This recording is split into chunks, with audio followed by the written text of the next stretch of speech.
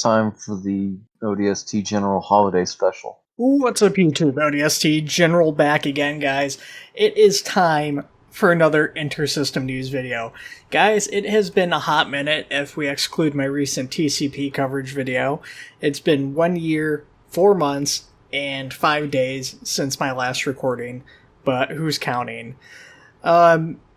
Yeah, there is a lot of stuff to cover. Obviously, I've been away for quite a while, so there's a lot of different development teams working on a whole bunch of different stuff.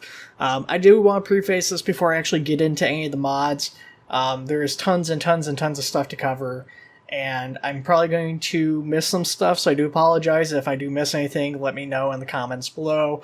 If I do another video in the not-too-distant future, again, we'll try to get that stuff all covered in that video, anything else I might miss.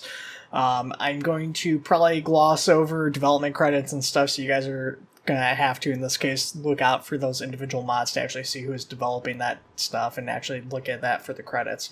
Other than that, I want to try and skim through this a little bit faster than I normally do, so a little less rambling and all that stuff. So with that being said, I want to go ahead and get into it, and I hope you guys enjoyed the video. Alrighty guys, so starting us off, we have the first MEU. Things are going to be a bit different than in past videos. Optre isn't going to be first. We're going to shuffle them back. We're going to do things by alphabetical order this time around. And that will probably be how we do things going forwards. I haven't 100% decided if that's the case, but I'm thinking that's what we're going to do. Starting us off for the first MEU, we have the Covenant Shield Spire. Now, this is something I think I covered a while ago. However, it is getting some updates. They're working on the collision geometry for it, so you can actually walk around on this thing, which is pretty neat. Nice little addition, not something super crazy, but as far as having buildings with interiors and stuff like that, always a welcome addition in my book. As far as more showstopper props, we have a number of Covenant and UNSC ships. We have the CAR, the DAS, the DAV, the DDS, the DOS, the HICAR, the ORS, the OSS, the PCS, the RDS, the RPV, the SDV. And for the UNSC, we have the Halcyon, the Halberd, the Marathon, the Point Blank, the Gladius, the Infinity, and the Spirit of Fire. Now, it should be noted that the Point Blank is a UNSC Prowler, since that one goes by name as opposed to the rest, which says the ship class, except for Infinity. Yeah, so a lot of different ships have been added in. All really great looking models. A lot of these are much better than the old looking models that they started off with way back in the day with the first MEU. So definitely a big jump in quality there. Great, again, showstopper pieces if you throw one of these in using Zeus or whatever in the middle of a mission, or you just have it hanging in the background for your mission. Great props, definitely dig them. Then we have vehicles to talk about. We have a few different vehicles.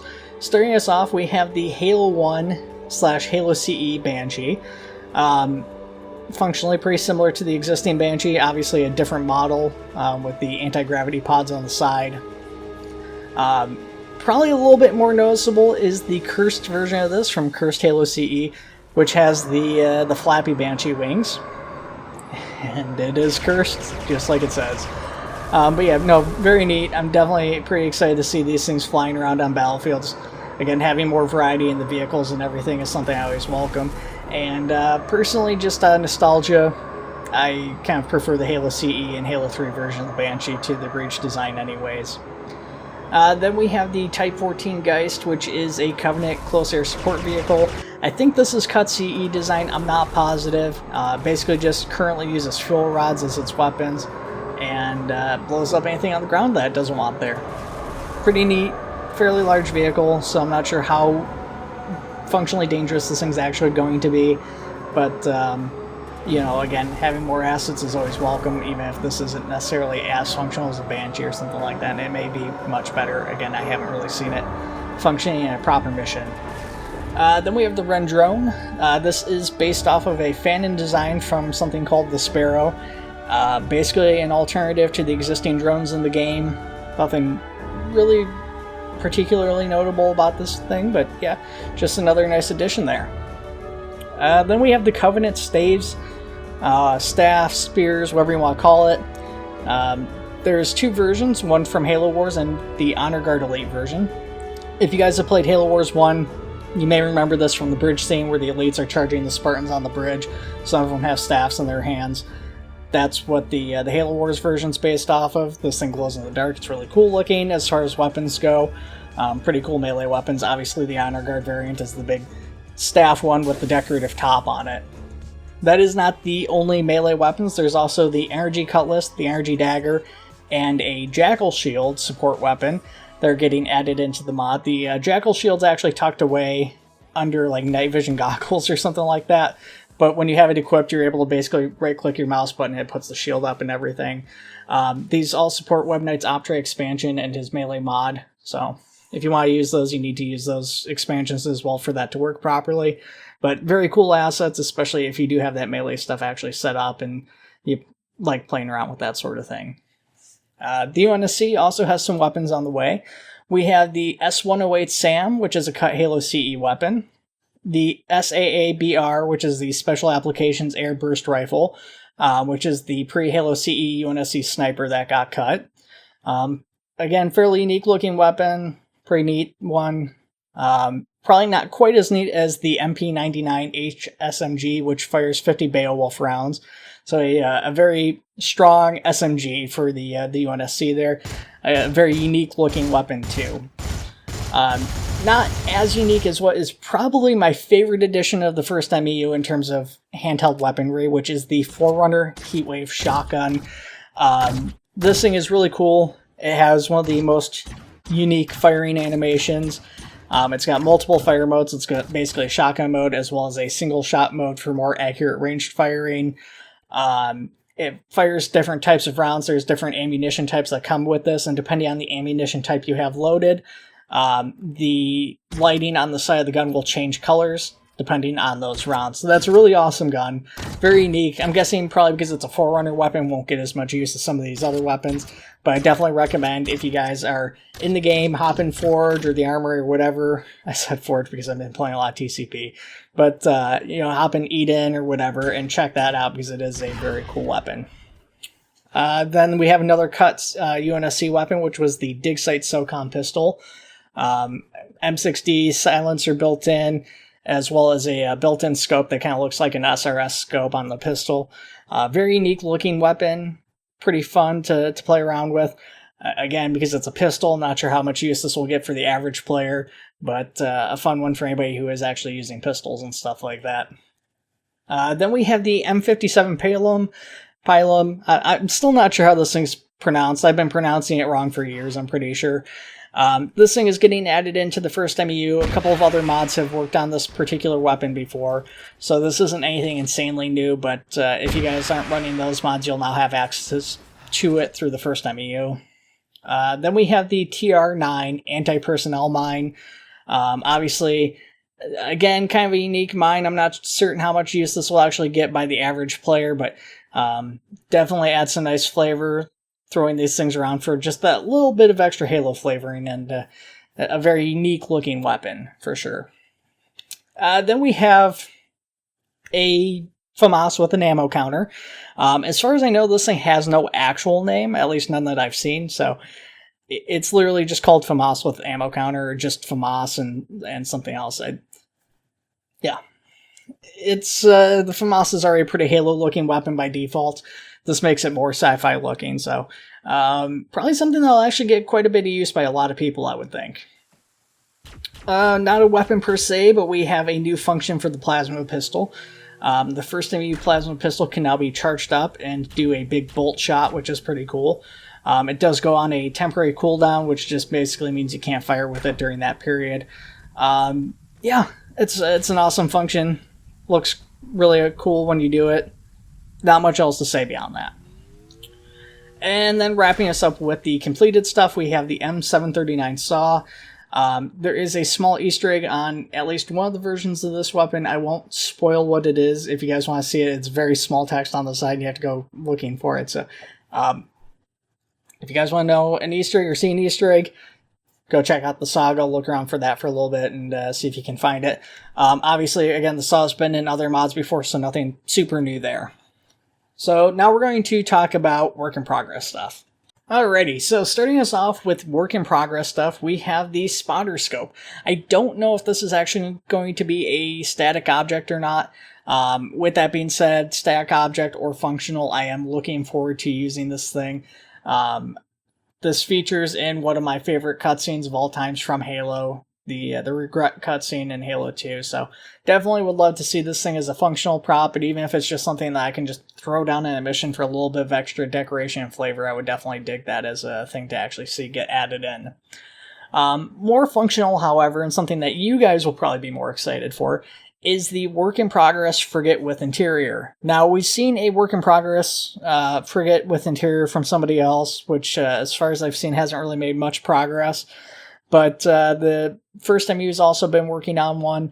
This has sections based off of various different Halo designs and stuff like that. It looks like it takes some influence from CE, as well as stuff like the ODST drop pod bay from ODST, as well as just kind of combining it with some unique design aspects. So definitely digging that. I think it's based off of the Paris class, it looks like. I don't think it's a stalwart. But yeah, pretty cool stuff. Definitely looking forward to that. Having more ships with interiors is always welcome. The ones we already have are pretty awesome, so having more awesome stuff like that's always welcome. Then we have a work in progress Flood CCS variant. I almost said frigate, but yeah, we've got work in progress Flood CCS variant. So again, this will just be a static ship design. We don't have very much in the way of flood design stuff, so having just more flood assets for decorations and stuff is always welcome, especially a flood controlled ship. So that'll be pretty neat. And then we have a number of different handheld weapons that are currently being worked on. Starting us off, we have the M247 rifle. I believe the first MU has their own version of this already in, though I think it might just be a modification of the Optre version. This looks like it's going to be a custom model. As you guys can see, it's got the carry handle and stuff like that on there, so pretty unique. Nothing else to really say on it beyond that. Then we have a Fanon-designed weapon, the M26 rifle, that will come in multiple variants, so that should be pretty fun. We have the Focus rifle, a fairly unique Covenant weapon, definitely one I'm looking forward to actually seeing how this is going to function in Arma and everything, so this should be a very exciting and interesting weapon to actually see getting fielded. We also have the Sentinel beam being worked on. The first MUs obviously had Sentinels for a while, but we have not had their weapons as carryable, so I'm not sure if they're actually going to make it so that when you destroy a Sentinel, if they'll drop this weapon, if that's going to be some sort of thing that gets coded in, or if this is just going to be solely a carryable weapon, you'll have to actually place these down as props. I don't know yet. Either way, still pretty cool. Nice to see the Sentinel beam actually getting added in finally. Then we have Covenant infantry turrets. So, Covenant turrets that you can place down. Use pretty cool stuff. This one's a little bit further off from completion, so I'll probably have to wait a while before we get to see this. Probably my second most exciting handheld weapon for me, though, is the UNSC Flamethrower. This one looks like it's actually pretty decent progress on it. It's going to go very well with a set of armor we're going to talk about here in a minute. But yeah, not much else to say on it beyond that. It's the Flamethrower. Hopefully it performs okay, but we'll have to wait until it actually comes out to see what this thing actually looks like, and potentially if it's getting a lot of use on certain missions. Then wrapping us up with weapons, we have the Stalker Rifle from Halo Infinite, so that's another cool addition. And then we have what is one of 3 sets of Halo CE armor. So Halo CE armor has always been my personal favorite design. It's probably the least realistic looking Halo armor, but that's part of why I really love it, is because it's got that very sci-fi feel to it. Not to mention, just again, nostalgia factor. Years and years and years and years and years of playing this, and we never got this armor. This is one of 3 sets. This one's not in the game yet, but there's 2 other sets of Halo C armor, so I have to kind of laugh that I take a basically year-long hiatus from Optre and Arma 3 and Halo and stuff like that, and I come back to 3 sets of this armor from while I was gone. Then we have another set of armor, the Hellbringer armor. So like I said, we had nice armor to go along with the Flamethrower. If you guys aren't familiar with the Hellbringers, they're from Halo Wars 1 and 2. These are the Flamethrower units. So they've got basically their fuel tank on the back, as well as the helmet. This is very work in progress stuff, so just bear that in mind while looking at it. And then we have a few work-in-progress vehicles. Starting us off, I don't know how to pronounce this properly, but we've got the Nandao fighter jet. A lot of people have kind of taken issue with the existing fighters that we have and their functionality and how well they work in Arma as a game. This one's a much smaller fighter craft, so this might be functionally a little bit better.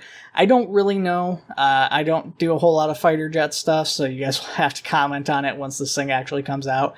It looks like it's pretty near completion. I know that there is another one of these models that are being worked on in the community that's probably going to be getting added into a separate mod, and we'll talk about that more probably in a little bit later in the video.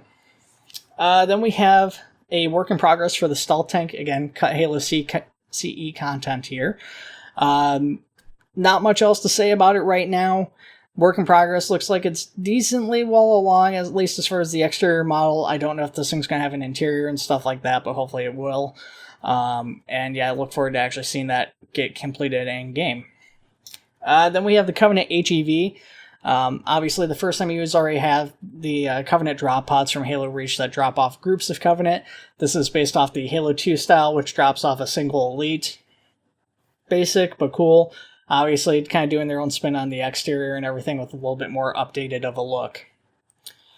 Then we have a work in progress for the Vulture, again from Halo Wars, and probably going to be a very dominating vehicle. There is some more stuff to show off from this, but I'm not going to include that in the video. Again, a little bit constricted on time here, and we're already taking longer describing this stuff, but very cool. Very much looking forward to seeing that. Then we have the UNSC Cobra, again from Halo Wars, which will include some unique variants. It'll include a standard version with the Gauss cannons, an anti-air version, a flamethrower version, and an HE/Sturm Tiger variant, which will be very interesting to see how that functions and slightly terrifying, maybe. Then we have a work in progress for the Vampire, which is, of course, the Covenant anti-air air vehicle. And that'll be a pretty cool one. That looks like it's getting pretty close to completed. The first time he was nice enough to supply me with a in-game screenshot of it, kind of in action. So, pretty excited by that. And then wrapping us up with the work in progress, we have the Halo 3 variant of the Banshee. This is a modified version of the Halo CE model. Obviously a little bit different of an exterior. The biggest difference between this and the Halo CE version is that the fuel rod rounds on this version can track targets, whereas the Halo CE version has basically dumbfire fuel rod rounds. So that's kind of the biggest difference between those two. And that is everything for the first MU, I do believe. Again, there may be a couple things I glazed over, skipped over. I know there's a couple of really minor things I didn't bring up, but very exciting stuff. A lot of great additions already in, and some very, very, very cool stuff being worked on. I'm really looking forward to seeing what else they're whipping up that I haven't seen yet. So, anyways, time to move on to our next group. Alrighty, guys. Next, we have the 41st ODST/MFR declassified mod. There's a couple of things that they've worked on. They've had a number of bug fixes over the past year. Nothing super crazy. A few items have been added in. Again, nothing super worth note there. A couple of props have been added with Eden Simple Object support to help improve frame rate, stuff like that, which is pretty cool. The biggest things that they have are work in progress right now. One is Autumn Burn Manor, which is a Halloween-themed set. Not really Halo-related, but something that will be going into the mod. It wasn't completed for Halloween, but final touches are being put on that. That's going to get added into the mod. Probably more exciting for a lot of people is work in progress assets from Halo Infinite based off of Camp Athena, modified version of which is in Operation Trebuchet currently. Alright, then after the 41st, we have the Combat Equipment Evolved mod. This is kind of a one-off mod that adds in Halo CE uniforms based off of Abimael Salazar's sweet CE renders. This includes 2 uniforms, 15 vests, 11 headgear variants, and 5 backpacks.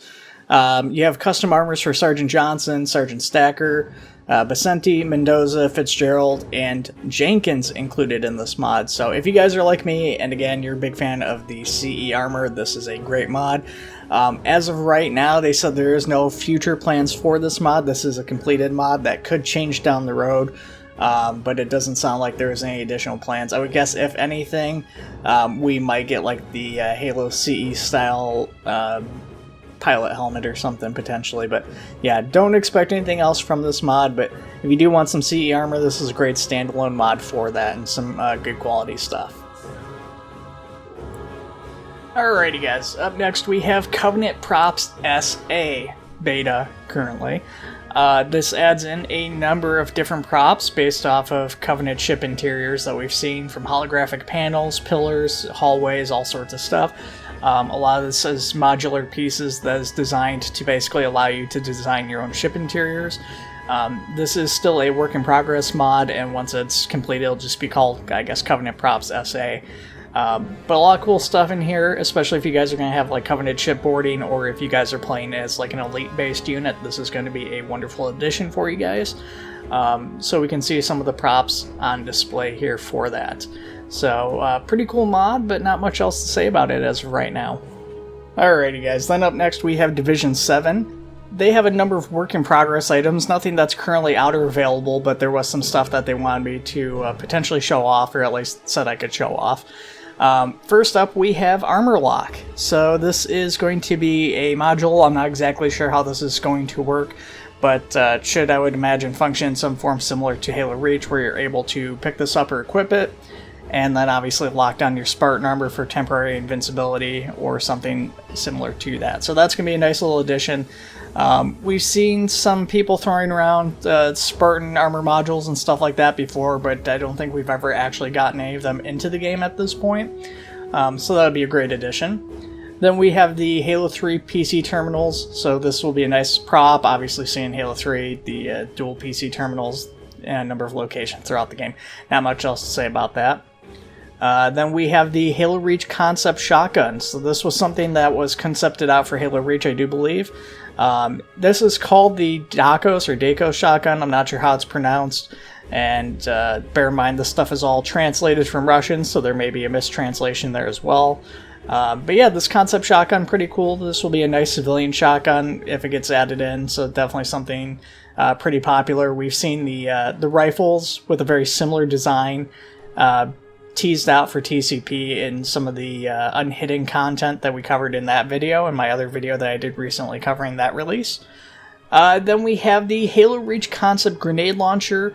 Again, one of a couple rotary grenade launcher designs that never really got added into a first-person version of the game.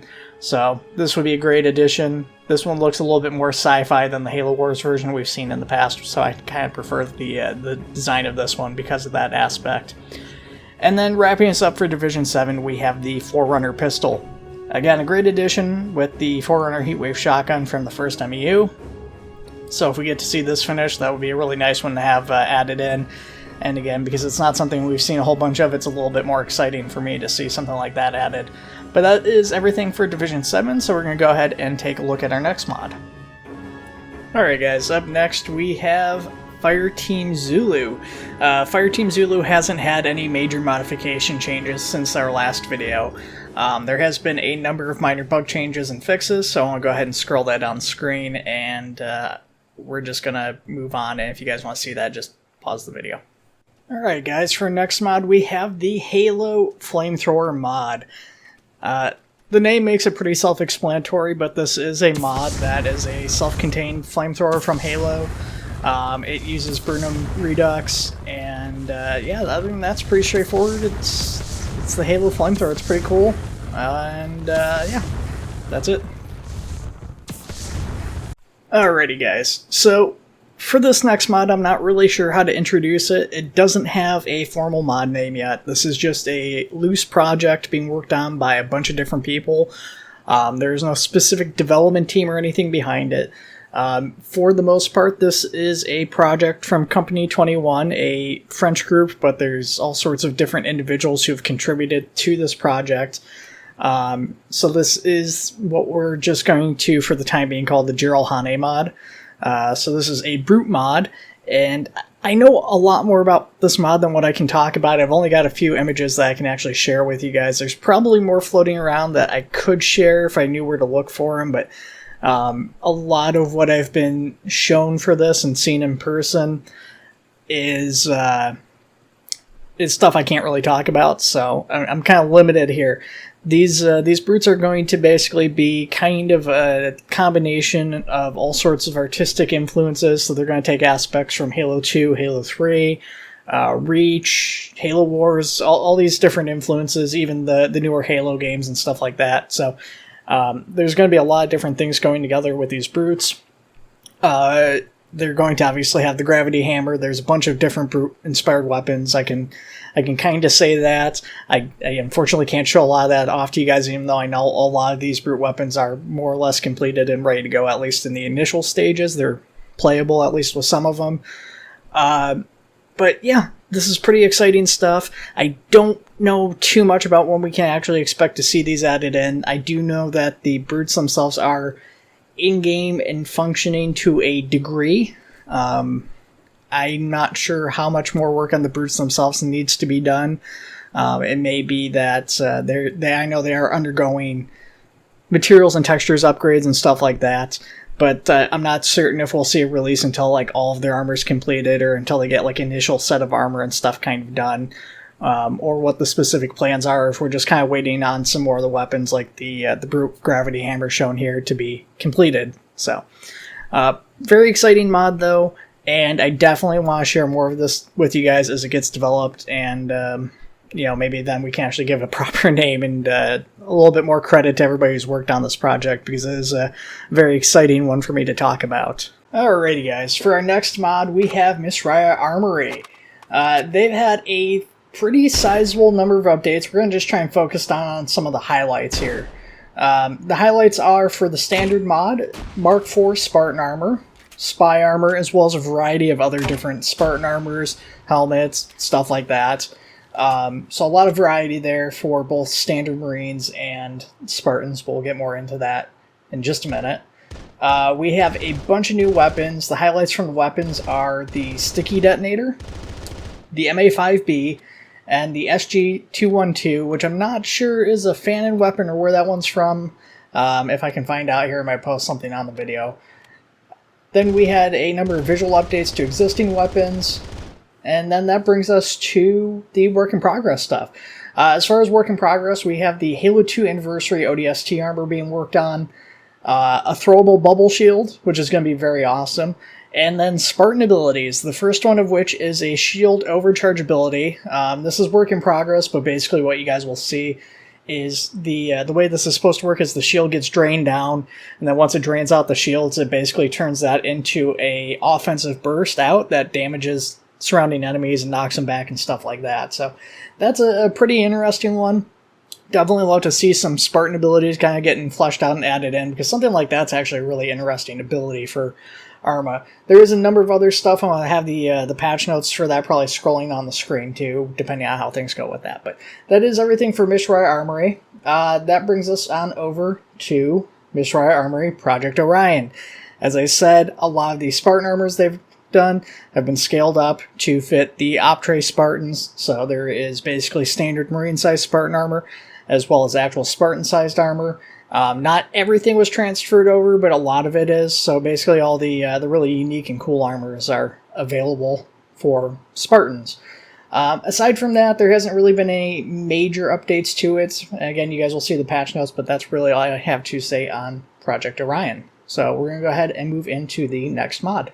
Alrighty guys, for our next mod we have Misriah Armory Tactical Gear and Equipment. Not much in the way of updates for this one, unfortunately.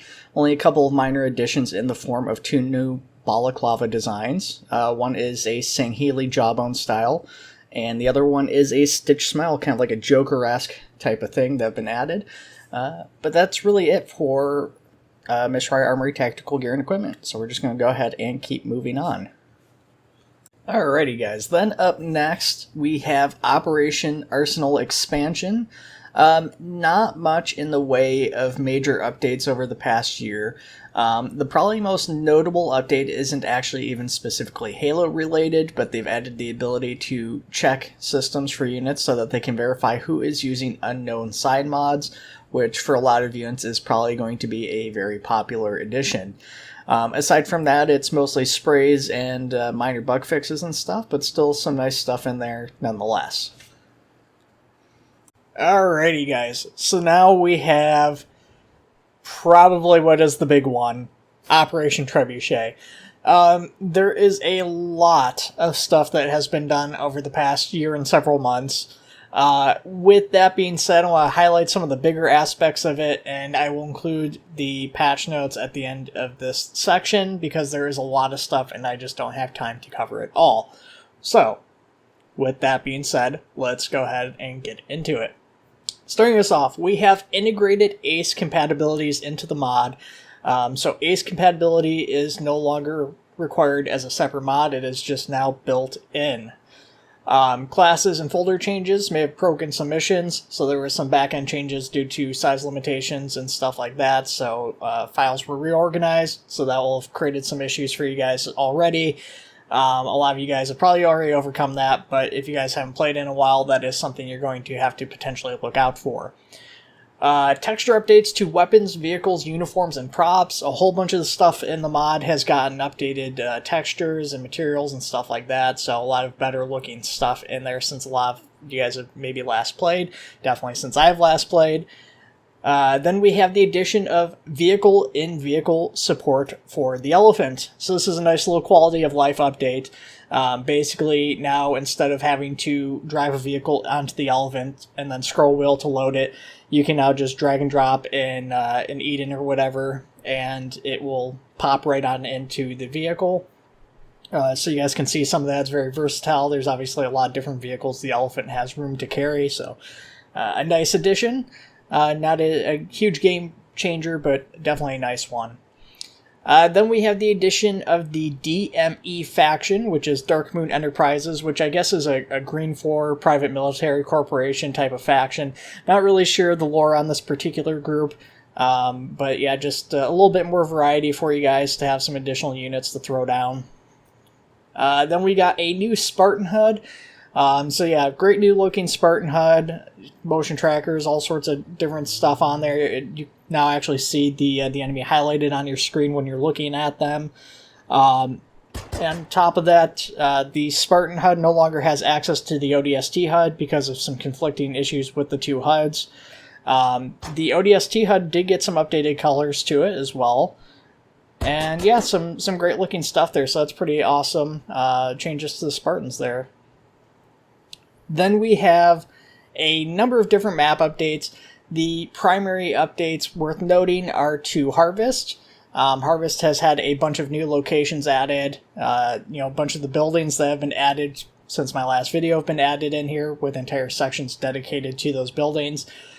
You guys will see a little bit of that on screen now, but there's a lot more to check out that has been added since my last video, so it's definitely worth hopping onto Harvest to check out.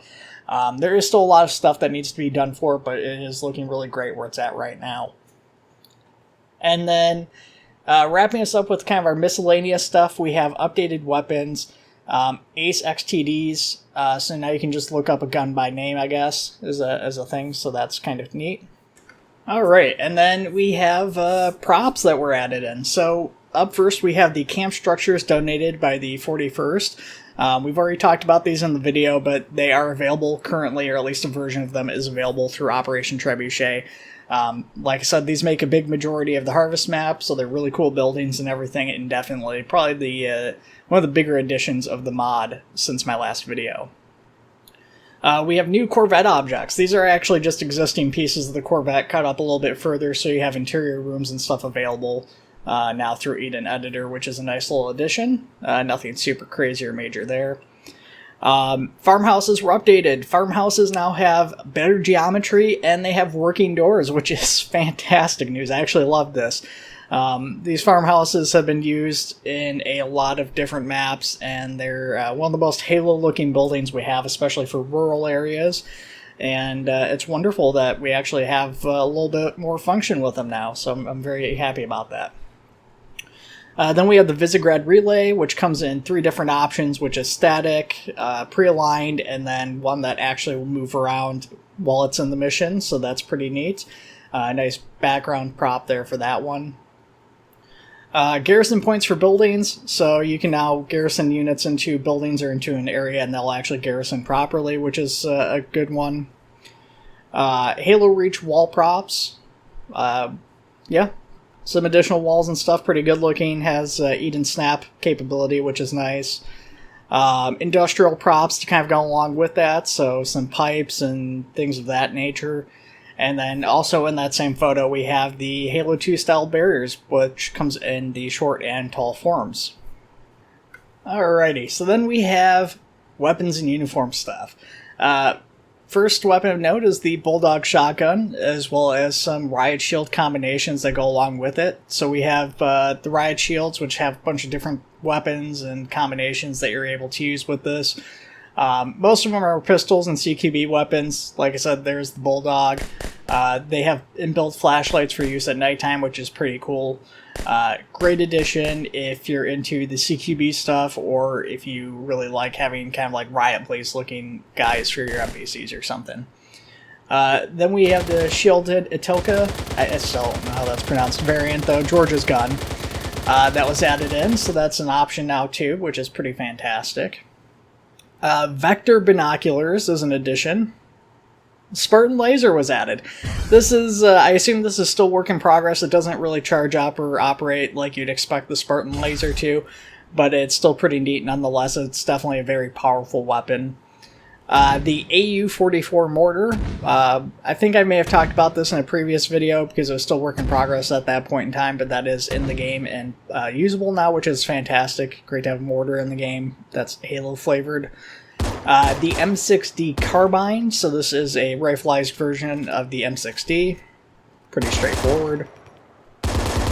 Dress uniform updates. So there's a bunch of different dress uniforms, different ranks, different hats, different branches. They're all available now. Updated textures for those, so that's pretty awesome stuff. I don't know how much these actually get used by the community, but I like the look of them, so that's a neat one to me, I think.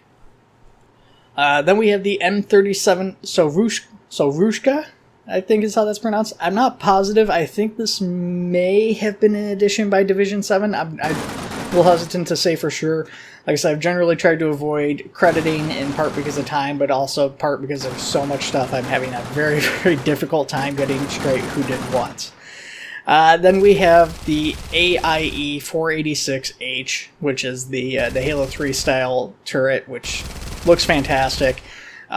These come in stands as well as have been added to a couple vehicles, which we'll segue into now.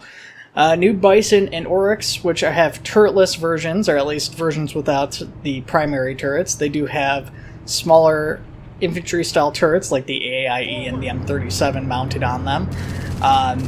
There is RCWS versions as well as manned versions, so you'll have one where, say, a guy sitting on top of the Oryx using the machine gun, and one where he's sitting inside using it, which is pretty neat. APC doors have been added to all of the Warthog variants. So the APC Warthog had doors for a long time. Community asked and asked and asked. We finally have those on the other Warthogs, which is fantastic. So that can be enabled through the vehicle editing options, which is great. And then we have the updated Grizzly tanks. So we've got a bunch of quality of life changes and stuff like that. Looking good. It's definitely a lot deadlier now, I think, than it used to be. The alternating guns, all that stuff. So pretty cool stuff there with the Grizzly tank. But the highlight for me, 10 years I've waited for this. 10 years, guys. We finally have a new Pelican. This is work in progress. I think this might only be in the dev build. There's a new Pelican, bunch of different variants of this. We have a lot of different camouflages and stuff like that. There's an AWACS variant. It looks like there's a heavy armament variant, which has some additional missile pods built into it, as well as some guns on the side that you can't seem to use, at least right now. This is great. It's based off the Halo Reach Pelican. Now, we did have the 19th Pelican, and we've talked about that a couple times in the past, which looks really fantastic. This one's built into Optre. And this is something I've been asking for a long, long, long time now, because where a lot of the other vehicles and stuff got models replaced, and they were getting materials and stuff updated over and over, and we've had several different materials for Warthogs and models and stuff like that, or billion battle rifles. The Pelican took forever to even get material updates, and they were decent for what they were, but there's only so much you could do with the model that was 10 years old at that point. It was one of the first models made for Operation Trebuchet. So this is a very, very, very big leap forward as far as I'm concerned, and absolutely love this thing. I would probably keep rambling on about it, but we do have to go ahead and keep going. So we're going to go ahead, I'm going to scroll the patch notes for Operation Trebuchet from the last year and whatever, and then we're going to hop into First Contact.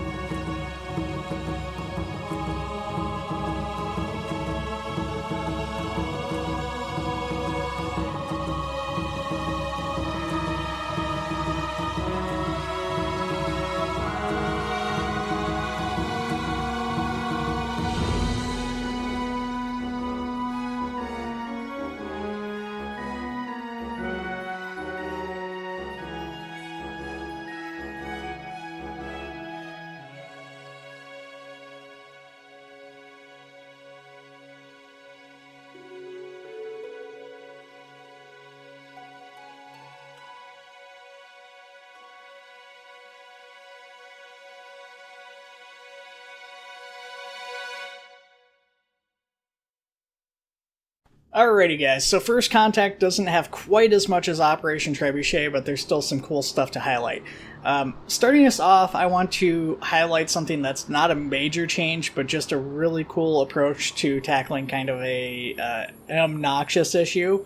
Main menu background now has elites, jackals, and Spartans to avoid freezing issues. It now loads the skeleton upon executing the game, not when placing the units for the first time.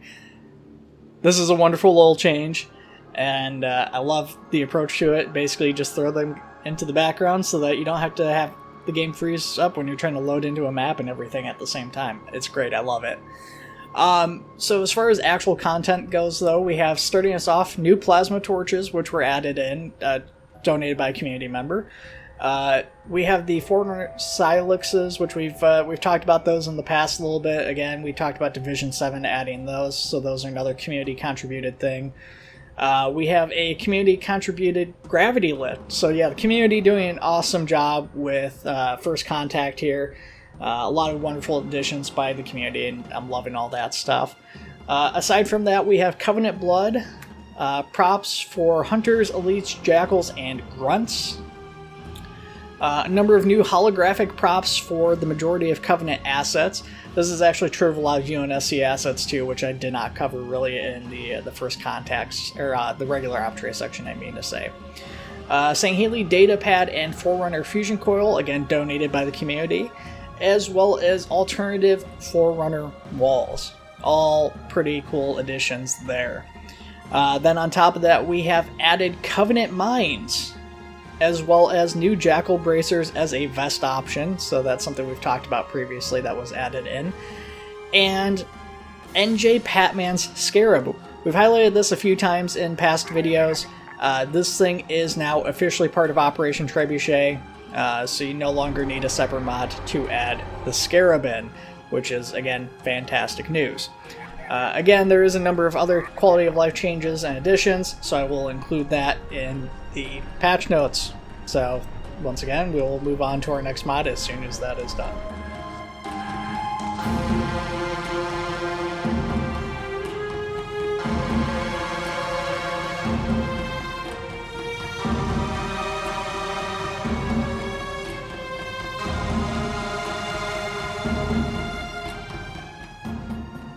Alrighty guys, up next we have Optre Precursors.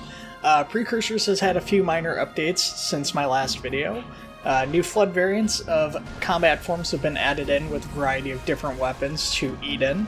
That includes flood-infected Spartans. Now, unfortunately, these just look like regular Spartans, but they are flood-aligned, and I don't know, I guess just the flood won't attack them. I don't know if there's any future plans for updating that with Spartan unique models or anything like that. That would be really cool if that's the case, but I don't know what plans are for that.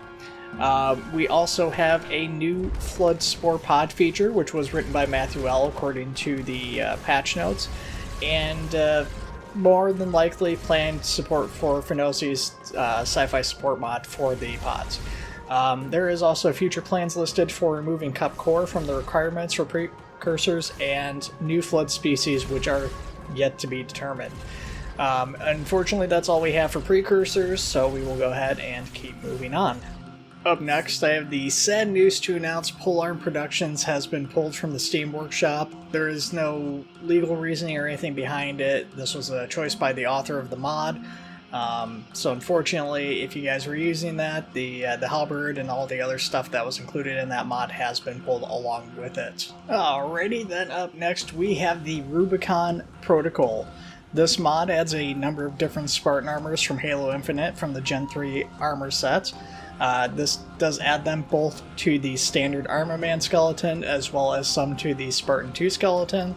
There's a bunch of different colors, different helmets and stuff like that, so there's a pretty good amount of variety from this mod. As of right now, I haven't seen any confirmation of any plans for additional or future armor sets, but that hasn't been discounted as of yet, so of course if we do have that stuff, we'll continue covering that as that happens. Alrighty guys, so up next we have the Carver findings. No really major updates for the Carver findings since my last video. There's been a lot of quality of life and bug fix changes. There has been a few additions though, so we'll go ahead and talk about some of those changes. Up first, the M96 Law rocket model was updated and optimized, so that's a nice little addition there. Added unused ballistic helmet woodland variants. They added an unused TH-42 variant number 2, and added an unused Pasket helmet in black and desert variants. The biggest update since my last video, kind of the crowning one here, is the Manta drone. This is a terrestrial ground drone that can be operated. It's got a machine gun and rockets that you're able to guide in by aiming the gun and everything. So that's a pretty cool addition, kind of a unique vehicle for sure in terms of drones and everything. I'm not sure it's the most Halo aesthetic vehicle I've ever seen, but it definitely looks very unique, very sci-fi, so pretty nice addition otherwise. But really that's all there is in terms of major additions, so we'll go ahead and scroll the other stuff on the screen here, and then we'll hop into our next mod.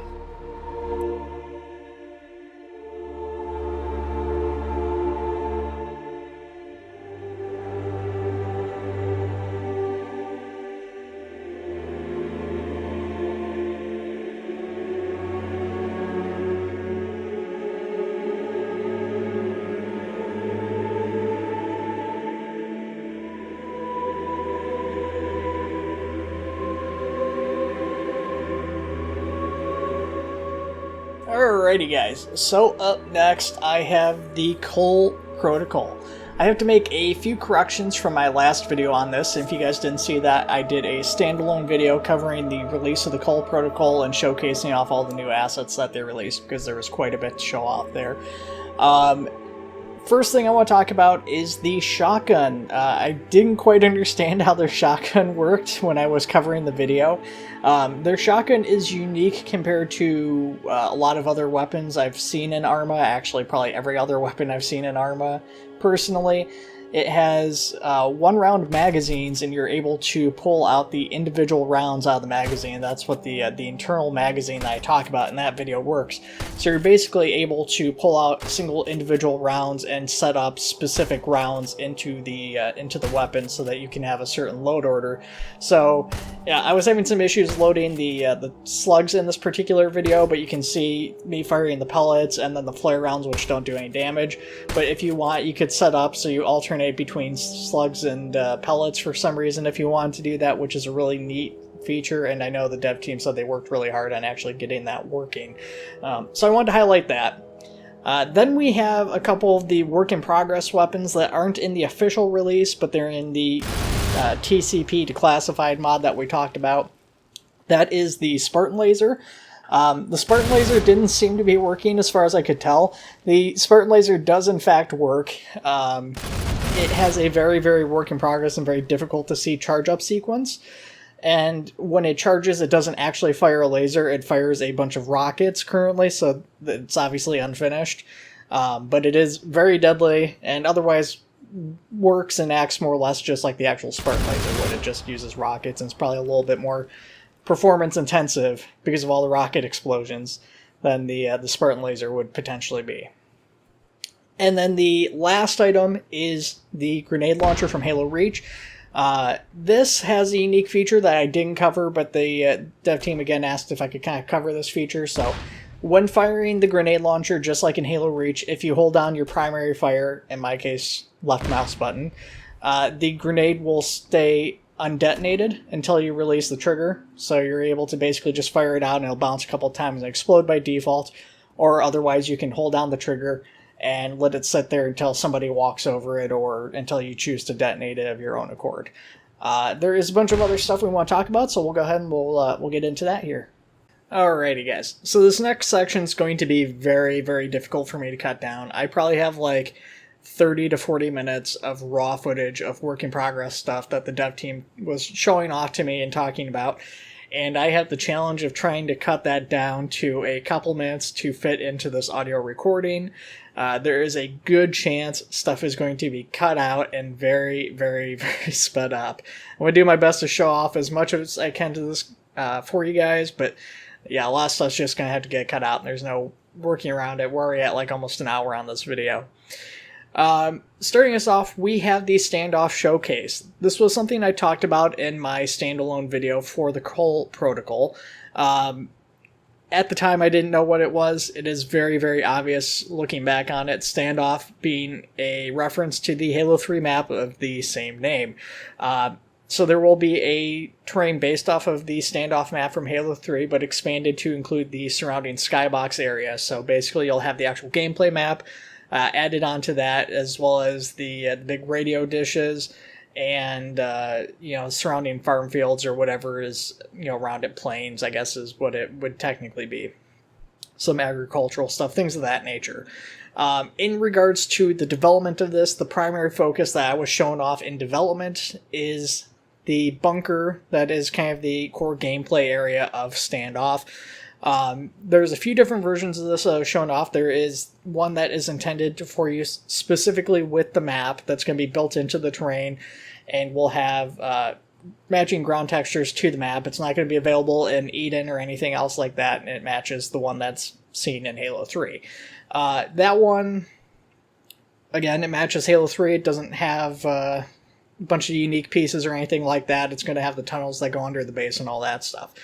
On top of that one, however, I was also shown off footage of a standalone version. The standalone version will be modular, so you're going to be able to take various pieces, put them together, get different setups for it, so hallway stuff like that. You can basically connect all these hallways and throw them all together to make unique bases, things of that nature with this. It will have a backside that's not on the standard version. The backside will have additional windows like the front of the base does, that players will be able to go into some back rooms that are, again, unique to this standalone version, open up the windows and basically fire out both sides of the base, as well as some other kind of unique areas. And again, it's going to be modular, so you're going to be able to do a little bit more with it. Because of the size of it, it's going to be fairly challenging to probably fit into a lot of maps, but that's just one of those things you can't work around too much. They'll probably have some set up on the foundation to make it a little bit more viable, extended ramps, things of that nature, but in terms of what's going to be actually viable, we'll have to wait and see. The versions I was shown off, I was told that the colors and a number of other assets, I guess would be the proper term, are still work in progress. So things like doors are missing, and obviously a lot of other stuff. In terms of the actual standoff map, unfortunately, I don't know where this is completion-wise. I didn't see any of the actual map. The only thing I actually saw was basically what they're looking at and taking inspiration from the actual Halo 3 map and the skybox and everything that's kind of expanded out there, but nothing in terms of the actual Arma map that they're working on. So I don't know where this is completion-wise. Given that it's on the roadmap, I would guess it is one of the more completed assets, but it could be much further down the road, and we'll have to wait and see on that, I guess. Alright, so then we have the FOB assets. The FOB assets were included in the initial release, but as I said in that video, there's going to be a number of additional FOB assets that were released as the roadmap continues. The first ones that was shown off here are some new foundations. These foundation pieces are apparently walkable by AI, at least to some extent. The plan is for these not only to come in various varieties, but also to have prefabricated buildings on some of them. So right now we have just a bunch of blank pieces that you'll be able to throw down and put whatever buildings you want on there. But some of these will also include stuff like the hard tent built in or the watchtower built on top of it, and you'll be able to just put down, say, a watchtower with the the FOB base or the foundation automatically attached to it, and you don't have to do the extra work to do that, which will be a nice addition. With that being said, these buildings will also all support eat and snapping, so that's a separate mod. I haven't talked about that at all in any of my videos, but that's something that's been released. So basically you're able to basically just align these buildings, and once they're aligned close enough, they'll just snap together, kind of like Lego pieces, which will definitely be a very nice addition. In terms of the buildings that are going to support it, the walls I showed off in my separate standalone video, those will end up supporting it. It looks like on the back end they already do. That isn't currently available in the mod version that is released to the public as far as I'm aware, but it is something that looks to be more or less completed for those wall pieces and the buildings that was shown off. In terms of the buildings, I was shown off a number of different modular buildings based off of Halo 3 and Halo 3 ODST. These will have unique modular pieces that you're basically able to sub into stuff like windows or walls that can fill in some of those gaps. And again, this will work with the eat and snapping is going to be something that you guys will be able to use. I know what I want for Christmas. All right, then we have the M7 SMG. I talked a bit about this in my standalone showcase video for the Cole Protocol. This weapon, at that time, I thought was going to be going forward with the model that was released in the TCP Declassified. I knew the developer who had modeled it to that point had left the dev team. I assumed the dev team had a release or something that would allow them to use the weapon and that they were choosing to do so. As it turns out, they are going with a new model, and the biggest difference, or at least the most notable difference between this and any other M7 to me, is the expanded magazines based off of Halo Online. Other than that, obviously the M7 is a very popular weapon. This is going to be like the other TCP items where quality is a very big focus on it in terms of visual appearance and functionality and everything, but really the most unique aspect to it is the expanded magazines. All the other stuff that you kind of expect to come with the M7 is going to be included as well, so the whole SOCOM kit and all that stuff is going to be included. In a very similar vein, we have the Work in Progress Mongoose. This is something that was featured on the roadmap. This is my first time really seeing it in quite a while.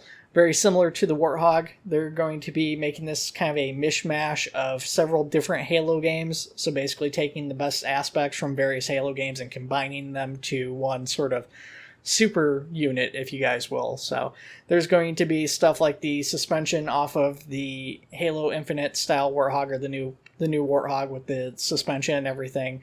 They'll be transferred onto the Mongoose. It's kind of like the Reach front end. I think a lot of it's based off the Halo 3 Mongoose in terms of a lot of the design of the rest of it. So there's going to be elements from kind of all over Halo that are going to be coming together onto this Mongoose. And then, yeah, that's it for TCP with that Mongoose, so we're going to go ahead and keep moving on. Alrighty, following TCP, we have UNSC Foundries. Again, with this mod, there's been a lot of quality of life updates, a few additions here, a little bit more so than some of the other mods. The biggest items in this is the addition of the MA5B, 90 new night vision goggle combinations, and the addition of the M808B Scorpion tank. There is a number of other weapons and changes that were made and added, but those were kind of the biggest in my opinion. With that being said, when I spoke with Story regarding the 41st ODST and the camp assets, he did say he joined the UNSC Foundries dev team, and that his current goal is to work under the hood to add polish to the mod and try and get their error count and error message pop-ups down to 0%. He did also indicate that there is some other stuff potentially work in progress on the mod, but that the dev team was not in a position to show that off yet, or where they were at least comfortable to show that stuff off yet. With that being said, we're going to go ahead and also scroll the patch notes for this on the screen real quick here before we get into our next mod.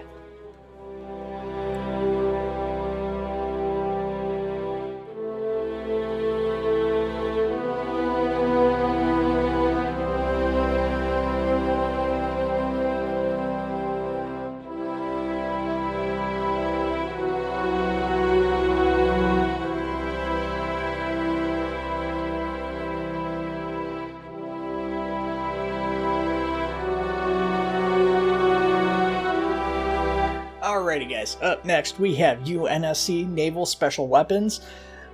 This one I don't believe I've talked about previously at all on the channel. This mod came out right after my last Intersystem news video.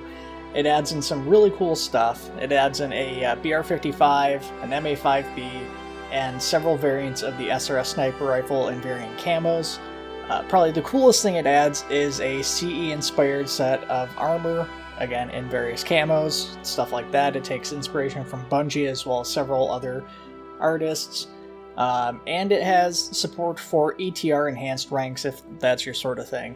So it's a pretty cool mod, and I definitely recommend checking it out. There's a number of other changes and stuff, and as we've been doing for these other mods, we'll go ahead and scroll the patch notes that are available for it. And yeah, definitely a cool one worth checking out. So other than that though, not much else to say, so we'll keep moving on.